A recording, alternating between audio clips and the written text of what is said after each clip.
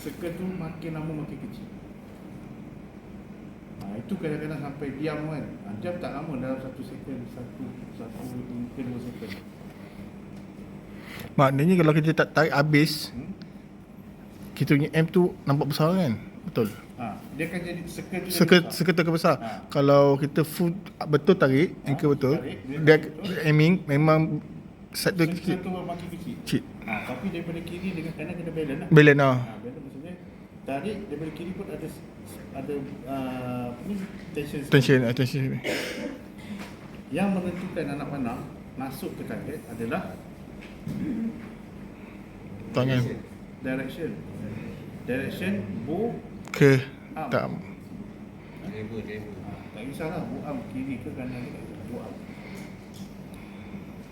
So bila direction lurus, anak panah akan kurang mistake sebab dia punya sudut sudut daripada anak panah keluar ke target tu kecil. Dia dalam space yang tirus, yang kecil. Berbanding kalau kita buka sudut tu, makin jauh Lah. makin besar. Faham? Contoh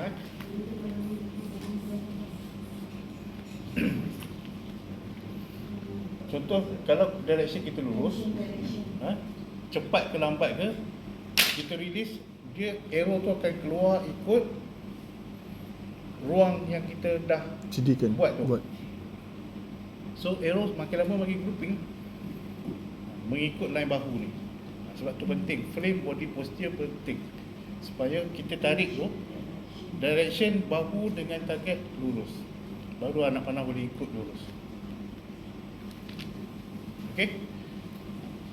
Kalau kita tarik, nak buat aiming lagi, angin bertiup lagi, bila angin tiup sikit dah kuncuk, body frame dah berubah. Duk tunggu nak buat aiming ni sampai kuncuk. So tarikan dah jadi pendek. Bila paksa clicking, daripada frame berubah, paksa clicking lagi, kita menolak tu akan menyebabkan sudut tu besar, angle tu membesar. Mistake pun akan jadi besar dan jauh.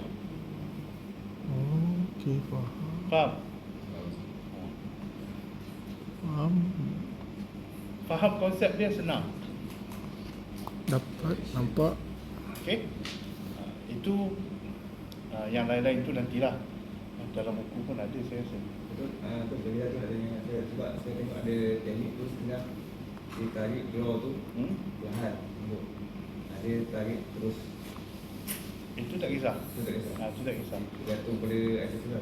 Okey. Bagi saya, dia nak tarik contoh laju ke ataupun dia nak tarik slow ke, itu bergantung pada keselesaan dia. Sebab itu adalah seni, art dia.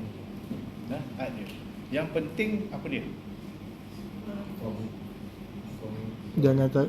Jangan tali. genggam. Jangan genggam dan dia rasa bawa tali. Kalau slow, dia boleh rasa tali tu terus ada. Dia rasa floating dekat sini, dekat sini. Tak ada masalah. Tapi kalau laju sekalipun, dia tetap ada rasa ni, boleh juga. Itu keselesaan pemanah lah. Tapi kalau kita nak mengajar untuk peringkat beginner, better kita buat biasa je. Maksudnya jangan terlalu laju. Itu bila dia dah mahir nanti terpulang boleh dia. Dan untuk asas ada mesti direction lurus, kiri lurus, dan tarikan pun mesti lurus. Cara tarikan ni mesti lurus dengan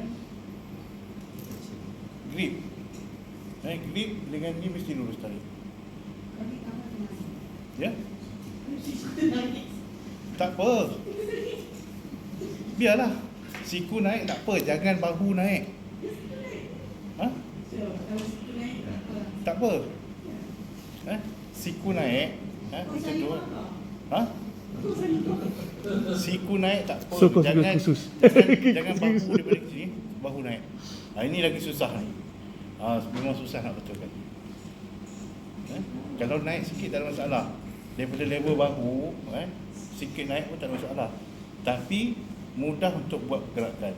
Janganlah sampai terlalu tinggi ni, dia nak tarik kan. Ya ke? Oh, sampai sini ke?